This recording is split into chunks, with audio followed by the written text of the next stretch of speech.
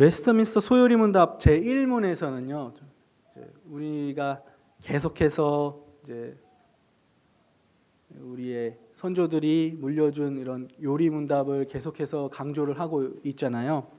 웨스트민스터 소요리 문답 제1문에서 하는 질문이 사람의 제일 되는 목적이 무엇인가? 라고 하는 질문이에요. 많이 들어보셨죠? 우리 성도님들 많이 들어보셨어야 되고 많이 계속해서 이제 거의 외우다시피 하셔야 돼요. 제일 되는 목적이 무엇인가? 하는 질문이에요. 웨스트민스터 소요리 문답 제1문이.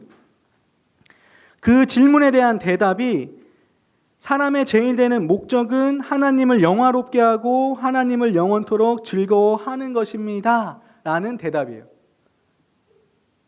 하나님을 영화롭게 하고 하나님을 영원토록 즐거워하는 것입니다.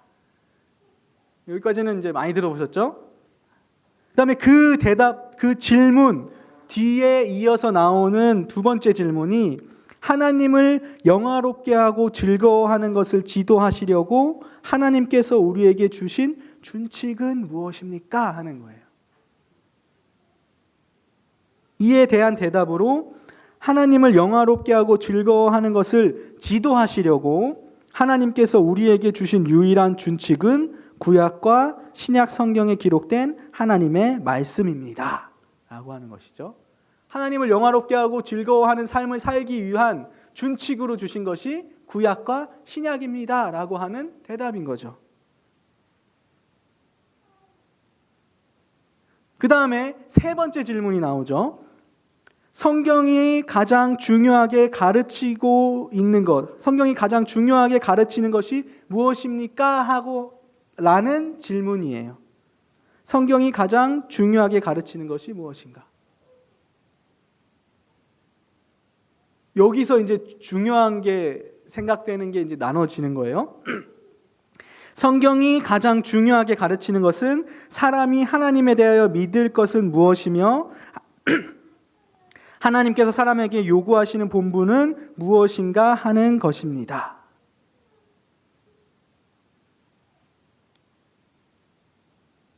성경이 가장 중요하게 가르치는 것이 사람이 하나님에 대하여 믿을 것은 무엇이고 하나님께서 사람에게 요구하시는 본분은 무엇인가? 라고 하는 거라는 거예요. 세 번째가 왜 중요하냐면 왜냐하면 성경은 이단도 성경을 보기 때문이에요.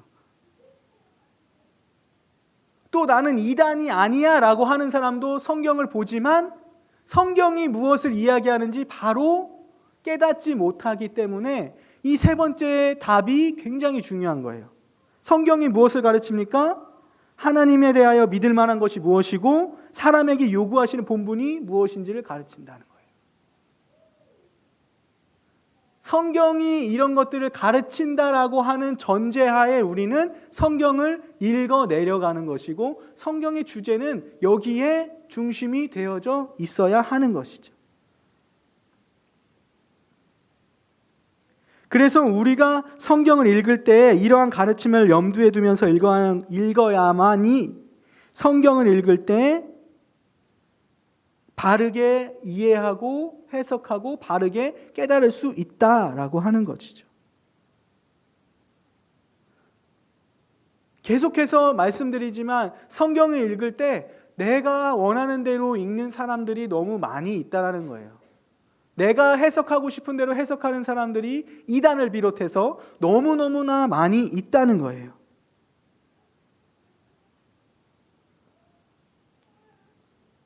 특별히 오늘날 많이 보편화되어 있는 성경 공부 방법이라든지 성경 읽기 방법이라든지 이런 것들을 보면 인물 중심별로 성경을 보는 경향들이 많아지고 있어요. 이 인물에 대해서, 저 인물에 대해서, 바울에 대해서, 아브라함에 대해서, 여호수아에 대해서 중심별로 읽는다는 거죠. 그런데 그렇게 읽을 때 우리가 바른 신앙관을 정립을 하고 그것을 읽어 나가면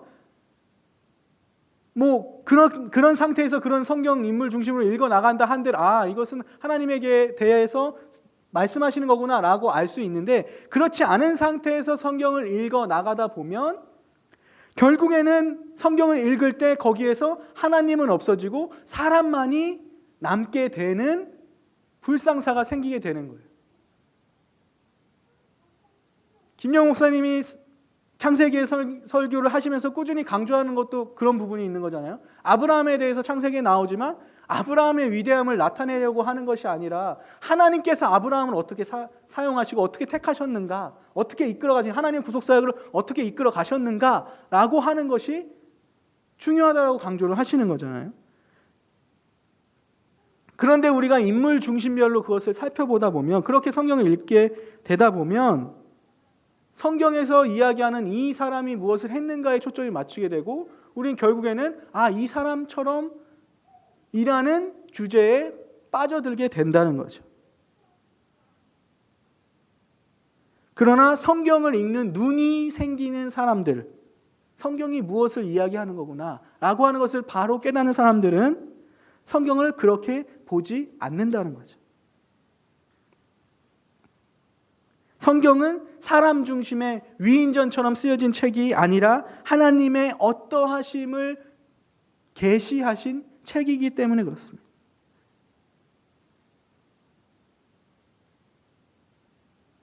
바울처럼 살아라, 다윗처럼 살아라, 디모데처럼 살아라, 아브라함처럼 살아라. 성경은 이들의 의의를 드러내기 위해서 기록되어진 책이 아니에요. 하나님이 어떠하신 분인지를 우리에게 알려주시기 위해서 하나님이 직접 계시하신 책이다라고 하는 거죠. 하나님에 대한 말씀이다라고 하는 거예요.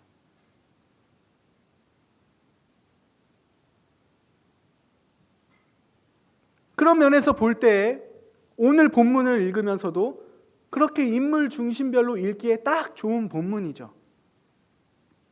왜냐하면 마지막 본문에 더 그럴 것이, 마지막 본문 부분에 따라 내 믿음이 너를 구원하였으니 라는 말씀이 붙어 있어요. 그러니까 자칫 이것을 오해해서 보다 보면 이 사람 믿음이 굉장히 좋구나, 이 믿음을 우리가 본받아야 되는구나, 이렇게 생각할 수 있다는 거죠.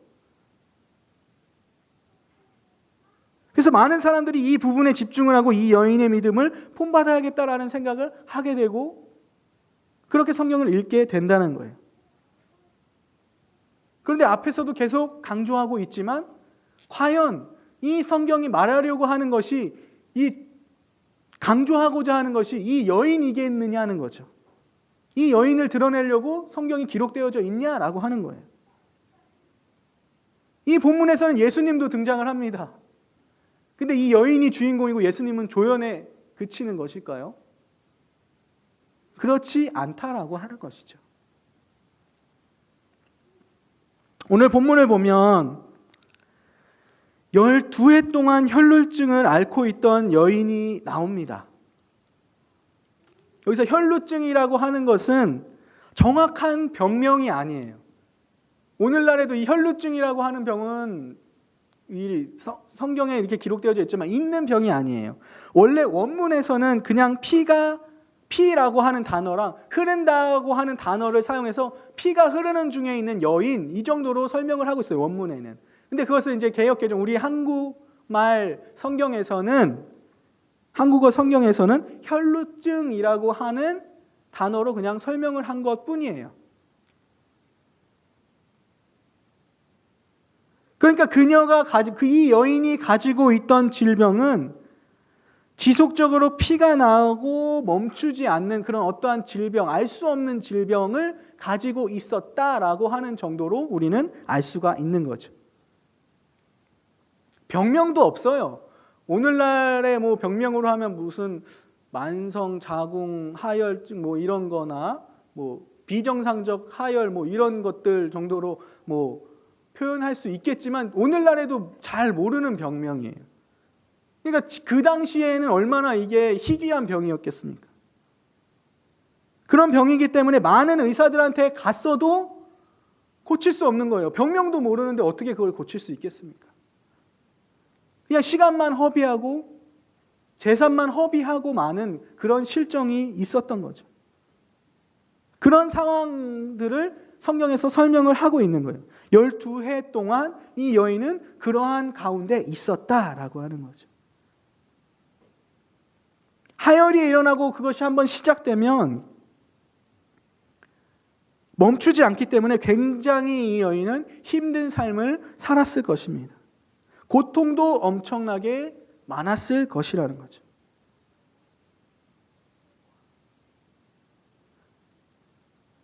그런데 우리가 여기에서 주목해서 봐야 되는 상황이 무엇이냐면 이 여인이 그냥 육체적인 고통으로만 머물러 있었다라고 하는 것이 아니다라고 하는 거예요.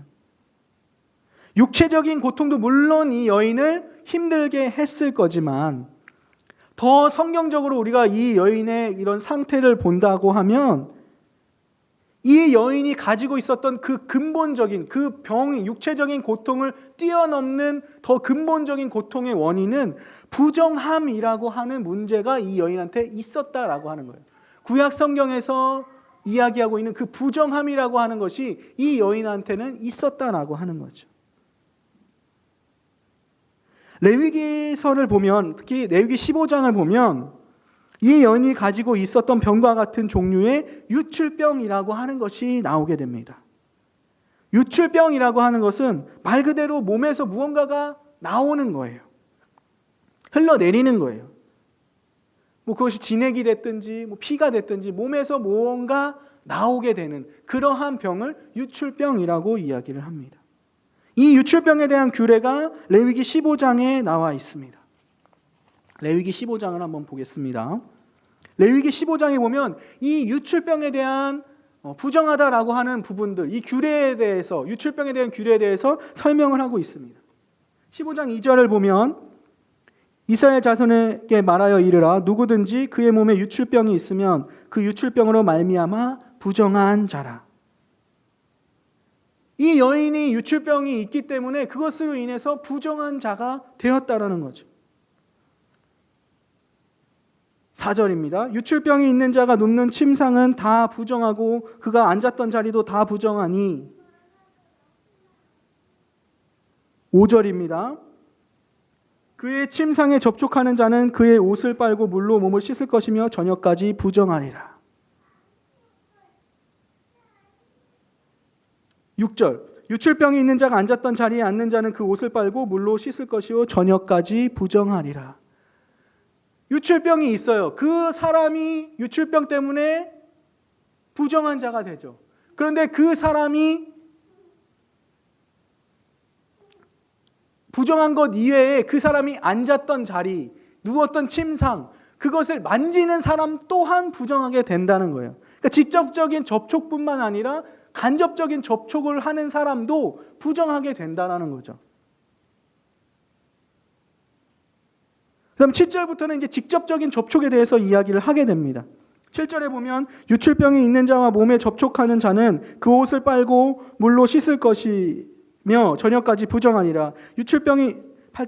8절입니다. 유출병이 있는 자가 정한 자에게 침을 뱉으면 정한 자는 그의 옷을 빨고 물로 몸을 씻을 것이며 저녁까지 부정하니라. 유출병이 있는 자가 탔던 안장은 다 부정하며. 10절입니다. 그의 몸 아래에 닿았던 것에 접촉한 자는 다 저녁까지 부정하며 그런 것을 옮기는 자는 그의 옷을 빨고 물로 몸을 씻을 것이며 저녁까지 부정하리라.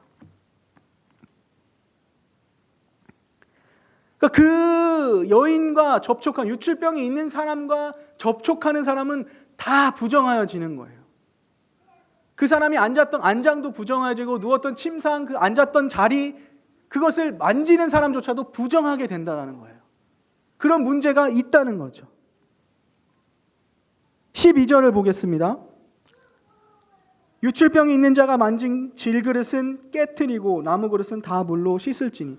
그러한 병, 유출병을 가지고 있는 사람이 썼던 질그릇은 깨트려 버리는 거예요. 한번 쓰고 그냥 깨트려 버리는 거죠.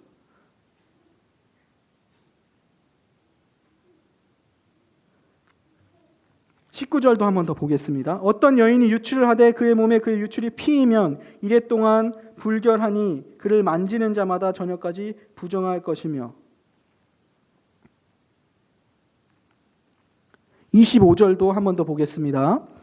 만일 그 여인의 피의 유출이 그의 불결기가 아닌데도 여러 날이 간다든지 그 유출의 불결기를 지나도 계속되면 그 부정을 유출하는 모든 날 동안은 그 불결한 때와 같이 부정한지.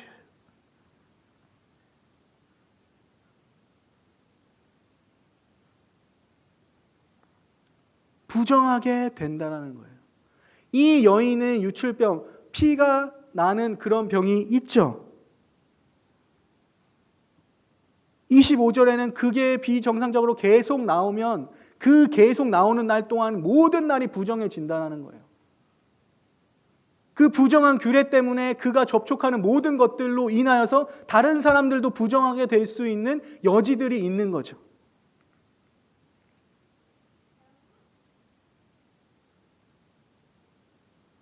이 레위기 15장을 보고 이 여인의 상태를 우리가 살펴본다면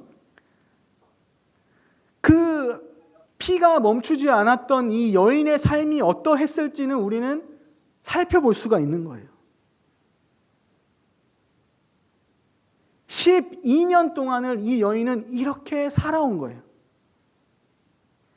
이 여인이 몸에 닿는 모든 것은 부정해지고 이 여인과 접촉하는 모든 사람은 누구든지 부정해지고 그릇 같은 것들은 깨트려 버려야 되고 모든 사람들에게 기피의 대상이고 불결의 대상이 되었던 사람이었던 거죠. 혈루증이라고 하는 병은 그런 병이었다라고 하는 거죠. 그냥 단순히 육체적인 고통만을 이야기하는 것이 아니라 모든 사람들에게 부정과 불결의 대상이며 하나님 앞에도 나아가지 못하는 그러한 상황이다라고 하는 것이죠. 여기서 정하다, 부정하다라고 이야기할 때에는 이것이 뭐 깨끗하다, 더럽다 이런 의미로 이야기하는 것이 아니에요. 성경에서 이야기할 때에는 이것은 성경에서 정하다, 부정하다, 부정하다, 정하다라고 할 때에는 이건 종교적인 의미가 있어요. 그러니까 이 여인이 12년 동안 정결하지 부정한 삶을 살았다라고 하는 것은 부정한 사람은 성전에 나아갈 수가 없거든요. 그러니까 오늘날로 예를 들면 예배하지 못하는 상황에 있었던 거예요, 이 여인은. 그리고 이 여인이랑 접촉하는 모든 사람들도 역시 예배하지 못하는 상황으로 갈 수밖에 없는 그러한 현실이었던 거죠. 그러니까 이 성경에서 정하다, 부정하다라고 할 때는 위생학적으로 깨끗합니다, 더럽습니다라고 하는 그런 개념이 아니라 종교적으로 이 사람이 예배를 할 수 있는가, 없는가라고 하는 그런 상황에 있었다는 거죠. 그러니까 이 부정한 사람들은 성전에 갈 수가 없습니다. 하나님께서 거룩하시기 때문에 부정한 자들이 성전에 들어가면 죽을 수도 있는 그러한 상황이었던 거죠. 그런데 이 여인은 그러한 상황, 하나님 앞에 예배도 할 수 없는, 나아갈 수도 없는 그런 부정한 상황이 12년이나 계속되었던 거죠.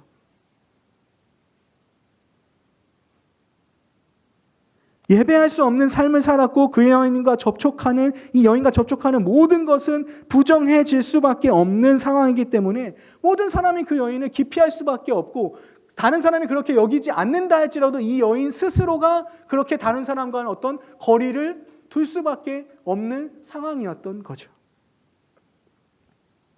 그러한 세월이 12년이 흘렀다라고 하는 거예요.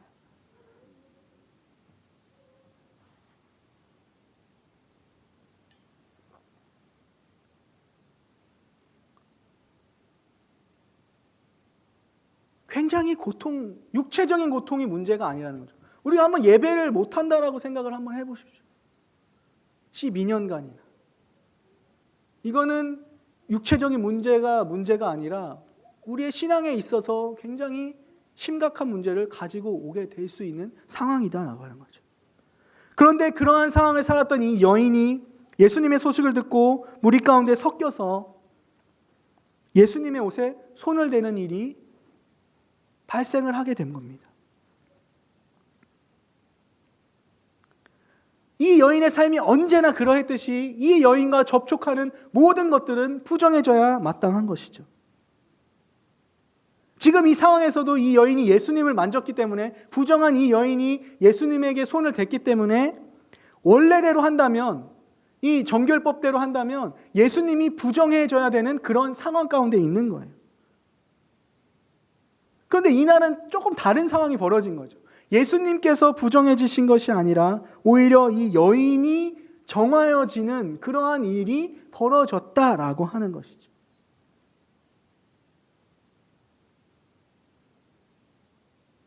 이 정결법, 정하고 부정한 것을 나타내는 규례에서는 항상 부정한 것이 정한 것과 접촉을 하게 되면 정한 것이 부정하게 되어져 있었습니다.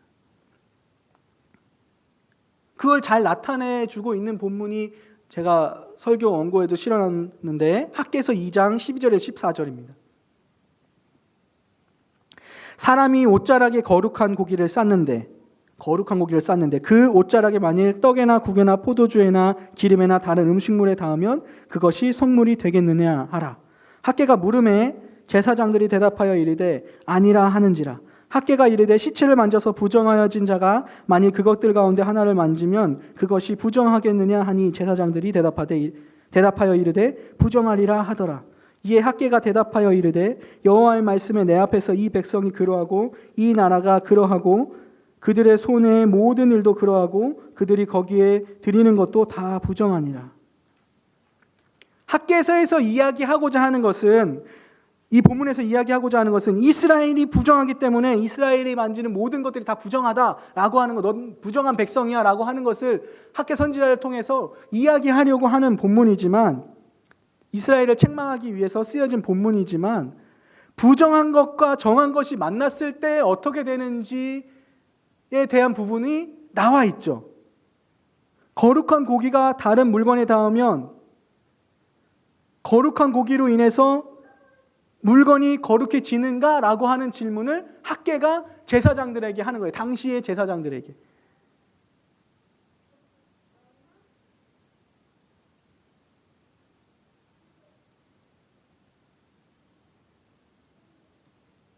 정결법의 기초에 대해서 지금 학개가 묻고 있는 점. 근데 그 가장 정결법의 기초가 뭐냐면 이 거룩한 고기를 싼 것이 그 고기를 다른 물건에 닿으면 이 거룩한 고기 때문에 다른 물건들이 거룩해지는 것이 아니라 이 정결한 고기가 부정하게 된다라고 하는 것을 제사장들이 대답을 하고 있는 거예요. 그러니까 정한 것과 부정한 것이 만나면 정한 것이 부정해진다라고 하는 것을 당시 사람들은 다 알고 있었다라는 거죠. 두 번째 질문도 동일한 질문을 하는 거죠. 시체를 만진 사람이 부정해졌죠. 시체를 만져서.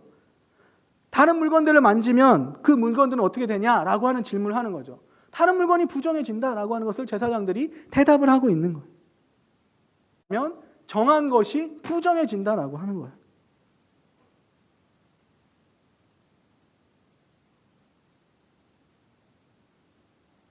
이러한 이유 때문에 혈루증으로 부정해진 이 여인이 접촉한 모든 것은 부정해질 수밖에 없는 것이죠.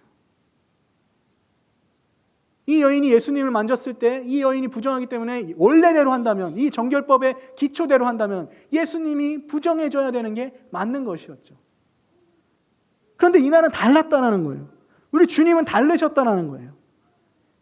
이 여인 때문에 예수님께서 부정해진 것이 아니라 이 여인이 오히려 정하여졌다는 거죠. 어떻게 이런 일이 가능하겠냐는 거예요.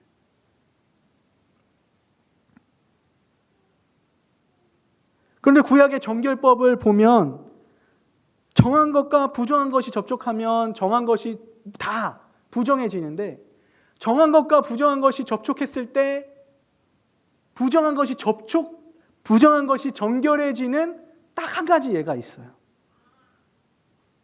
출애굽기 29장 37절을 보면 너는 이랫동안 제단을 위하여 속죄하여 거룩하게 하라. 그리하면 지극히 거룩한 제단이 되리니 제단에 접촉하는 모든 것이 거룩해지리라. 정결법에서 부정과 정결이 만나면 정결한 것이 부정해지지만 예외적으로 제단은 반대로 부정한 것이 정해지는 그런 예를 출애굽기에서 보여주고 있는 거죠. 또 다른 상황이 있습니다. 출애굽기 30장입니다. 30장 26절에서 29절을 보면 너는 그것은 피를 이야기하는 거예요. 그것을 회막과 증거궤에 바르고 상과 그 모든 기구이며 등잔대와 그 기구이며 분향단과 및 번제단과 그 모든 기구와 물두멍과 그 받침에 발라 그것들을 지극히 거룩한 것으로 구별하라. 이것에 접촉하는 것은 모두 거룩하리라. 정한 것과 부정한 것이 만나면 다 부정하게 되는 것이 정결법의 모습인데 예외의 모습을 말씀드리는 거죠. 성경이 예외의 것을 이야기하고 있는 거죠. 제단과 성전 기물들은 예외가 되었습니다. 그 두 가지의 공통점이 있는데 그것이 뭐냐면 피가 있다라는 거예요. 어린 양의 피가 번제단과 성전 기물에 발라져 있기 때문에 그런 공통점을 가지고 있는 거죠. 그래서 부정한 것이 거기에 닿으면 정한 것이 된다라고 하는 것을 구약 성경에서 이야기를 하고 있는 거죠. 그러한 일이 지금 이 혈루증을 앓고 있는 여인에게 일어났다라고 하는 거예요.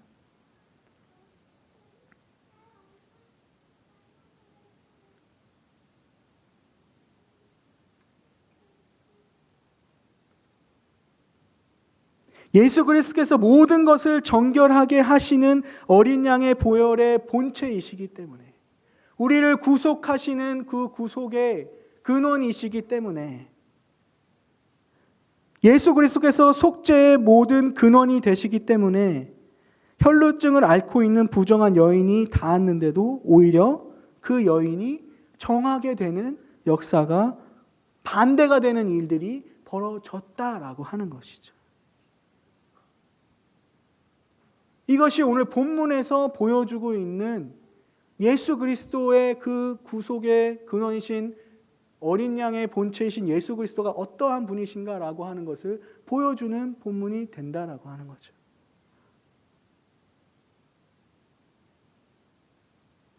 모든 부정은 우리의 죄로부터 나오게 됩니다.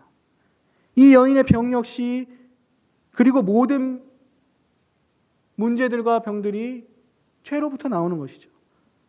물론 죄를 지어서 병이 걸렸다라고 말하는 것이 아니에요.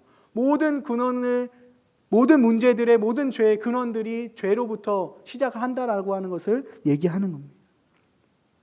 그 근원들이 우리의 죄에 있습니다. 인생의 모든 고통의 원인, 우리의 모든 더러움의 원인, 우리의 죄에 근거하고 있다는 거죠. 그런데 이 모든 문제들, 모든 죄, 모든 어려움들, 모든 고통들은 오직 예수 그리스도를 통해서만 해결이 될 수가 있다는 거죠. 예수 그리스도의 속죄의 효력이 우리의 모든 부정함으로부터 우리를 깨끗하게 만들어 준다라고 하는 것입니다. 우리는 우리의 부정함 때문에 모든 것을 부정하게 만들어버리는 놀라운 능력을 가지고 있습니다. 내가 나의 죄악 때문에 다른 사람들까지도 그렇게 만들어버리는 능력을 가지고 있어요. 부인할 수 없는 사실입니다. 우리가 다른 사람들과 접촉했을 때 우리는 다른 사람들 때문에 내가 물드는 거야 라고 쉽게, 그 사람 때문에 내가 물드는 거야. 학창 시절에 부모님들이 항상 그러셨죠. 너 그런 친구랑 놀지 말아라. 왜 그런 애들이랑 노니? 너가 나쁘게 물들지 않니? 말도 안 되는 소리입니다. 나 때문에 다른 사람들이 물드는 거예요. 내 죄성이 그렇다라고 하는 거예요. 우리의 인간이 가지고 있는 죄가 그렇다라고 하는 거예요. 나 때문에 다른 것들이 부정하게 된다는 거예요. 그런데 그 문제를 해결해 줄 수 있는 것, 나 때문에 모든 부정함으로 정한 것이 부정하게 되어지는 그 상황 속에서 예외적인 상황, 예수 그리스도께서 우리를 건지셨을 때 부정한 것이 정하게 되는 일들이 일어나게 된다는 거죠. 우리의 부정함을 정결함으로 만들어주시는 원천이 바로 예수 그리스도다라고 하는 것을 우리는 깨달아야 된다는 거죠. 성경을 읽으면서, 특히 오늘과 같은 본문을 읽으면서, 이 여인이 대단히 위대한 믿음을 지니고 있었구나, 굉장히 옳은 일을 하였구나, 이거에 우리는 초점을 맞추려고 하는 어떤 함정에 빠지게 된다는 거예요. 오늘날 사회에서는 사람을 굉장히 부각시키고 사람을 존중하는 경향이 있기 때문에 성경을 읽으면서도 사람을 부각시키고 사람이 무슨 일을 했는지에 대해서 또 내가 어떻게 해야 하나님을 만족시킬 수 있는가에 대해서 굉장히 많은 관심을 쏟고 있습니다. 그러나 그렇지 않다라는 거죠. 우리는 모두가 다 부정한 자라는 거예요. 우리가 어떻게 하든지 무슨 짓을 하든지 우리가 그것을 정하게 만들 능력이 없다라는 거예요. 그렇기 때문에 우리는 성경을 봤을 때, 성경을 읽을 때 사람에게서 이러한 능력이 이러한 노력들을 통해서 무언가 이루어져 나가는구나 라고 하는 것을 기대할 수 없다는 거죠. 우리가 기대할 수 있는 것은 오직 하나님의 그 구속의 사역 가운데서, 특히 오늘 본문을 보면 예수 그리스도의 그 구속의 사역을 통해서만 우리가 하나님 앞에 나아갈 수 있구나라고 하는 것을 봐야 된다는 거죠. 성경은 항상 그것을 강조하고 있다는 거예요.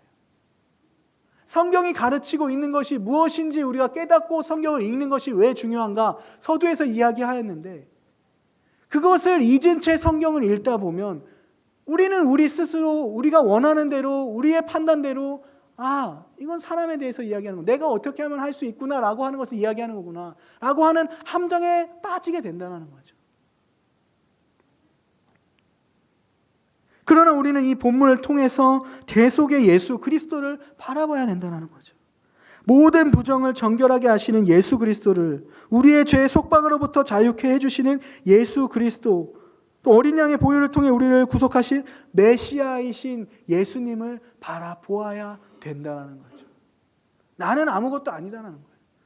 오직 우리의 구속자이신 예수 그리스도, 그분을 바라보면서 그분이 우리에게 어떠한 것을 베풀어 주시는 것지를 바라보면서, 또 그분이 어떠한 능력을 가지고 계신가, 하나님이 어떠하신 분이신가 라고 하는 것을 우리가 바라보면서 그 하나님을 높이고 그 하나님께 영광을 돌리면서 살아갈 수 있는 우리의 삶이 될 수 있기를 바랍니다. 기도하겠습니다.